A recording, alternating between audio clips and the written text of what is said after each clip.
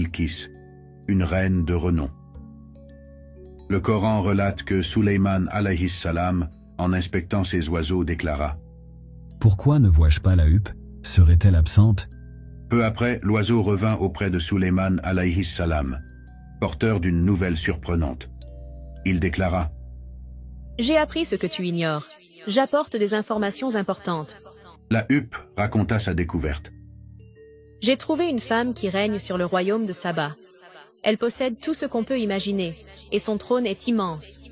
Cependant, elle et son peuple adorent le soleil, au lieu d'adorer Allah subhanahu wa ta'ala. Shaitan leur a embelli leurs actes, et ainsi, ils s'égarent de la voie droite. Intrigué, Suleyman alayhi salam répondit: Nous verrons si ce que tu dis est vrai ou si tu es parmi les menteurs. Il rédigea alors une lettre, en commençant par la basmala: Au nom d'Allah, le tout miséricordieux, le très miséricordieux. Apposa son sceau et remit le message à l'oiseau. Porte cette lettre à Bilkis, lui ordonna-t-il. La huppe s'envola immédiatement vers le palais de Belkis au royaume de Saba. Une fois arrivé, il déposa la lettre sur le trône de la reine avant de se retirer discrètement pour observer. Le lendemain matin, en découvrant la lettre sur son trône, Bilkis fut stupéfaite. Comment un tel message avait-il pu arriver alors que toutes les portes étaient fermées? Elle interrogea ses gardes pour comprendre l'origine de cette mystérieuse missive. Personne ne comprenait comment la lettre était arrivée là. Les gardes avaient monté la garde toute la nuit devant les portes du palais. Intrigué, Bilkis ouvrit la lettre et en lut immédiatement le contenu à son entourage. Messieurs, une lettre d'une grande importance m'a été laissée. Elle commence ainsi. Elle vient de Suleyman, au nom d'Allah, le tout miséricordieux, le très miséricordieux. Avant de poursuivre, permettez-moi une clarification pour ceux qui pourraient s'interroger. Comment Suleyman alayhi salam pouvait-il parler d'islam?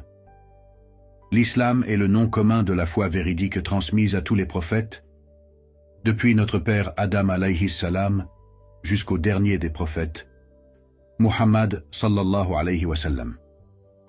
Bilkis poursuivit sa lecture.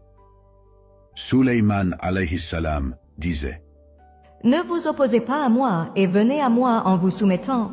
Par ce message, il lui rappelait que l'adoration est due uniquement à Allah subhanahu wa ta'ala et l'invitait à embrasser l'islam. Bien que riche et puissante, Bilkis fut troublée par cette lettre. Elle craignait que son royaume ne soit détruit par Suleyman alayhi salam et son immense pouvoir. Pour apaiser la situation, elle décida de lui envoyer des cadeaux somptueux. Mais Suleyman alayhi salam, voyant ces présents, répondit: Les bienfaits qu'Allah m'a accordés sont bien meilleurs que ce que vous m'offrez. Il renvoya les cadeaux et réaffirma son message. Comprenant qu'elle ne pouvait résister à un tel pouvoir, la reine de Saba accepta l'invitation de Suleyman alayhi salam et se mit en route avec ses conseillers. Elle envoya un message à Suleyman alayhi salam. Je viens à toi pour voir ta religion. Avant de partir, elle prit soin de cacher son célèbre trône dans l'endroit le plus sécurisé de son palais. Cependant, Suleyman alayhi salam était déjà informé de ce trône. Il s'adressa à ses compagnons. Qui parmi vous peut m'apporter son trône avant qu'elle n'arrive ici? Un ifri parmi les djinns répondit: Je peux te l'apporter avant que tu ne te lèves de ton siège. J'en ai la capacité. Mais un homme ayant reçu une science spéciale d'Allah subhanahu wa ta'ala dit: Je peux te l'apporter avant même que tu n'aies cligné des yeux. Et en un clin d'œil, le trône de Bilkis fut transporté dans le palais de Suleyman alayhi salam. Celui-ci ordonna alors à ses hommes de modifier le trône pour le rendre méconnaissable. Lorsque Belkis arriva au palais, elle fut d'abord impressionnée par son entrée majestueuse. Devant ce qu'elle pensait être un bassin d'eau, elle releva le bas de sa robe pour ne pas se mouiller. Suleyman alayhi salam l'interpella. Inutile de relever ta robe. Ce que tu vois est un sol en cristal. Tu peux marcher dessus. Stupéfaite par la splendeur et la grandeur de Suleyman alayhi salam, Bilqis pénétra dans la salle principale. Quelle ne fut pas sa surprise en y découvrant un trône qui ressemblait à s'y méprendre au sien. Lorsqu'elle apprit qu'il s'agissait effectivement de son propre trône, elle s'écria « Comment cela est-il possible? Comment mon trône a-t-il pu être transporté ici ?» Réalisant la puissance et la grandeur de Sulayman, elle dit « Ô mon Seigneur, je me suis véritablement fait du tort en adorant autre chose que toi. Je me repens.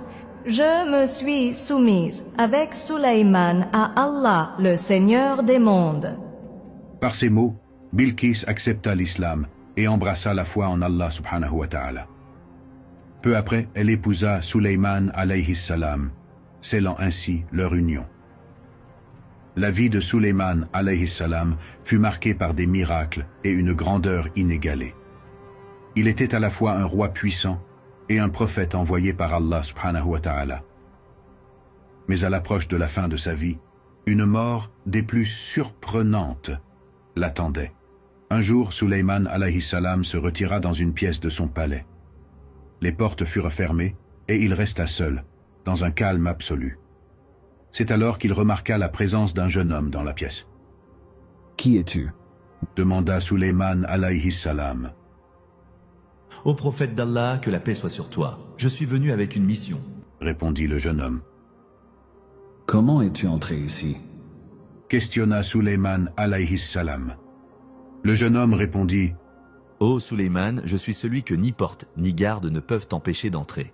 Là où je vais, les palais restent silencieux et ceux que je visite trouvent leur repos dans la terre. » À ces paroles, Sulayman alayhi salam comprit qu'il s'agissait de l'ange de la mort.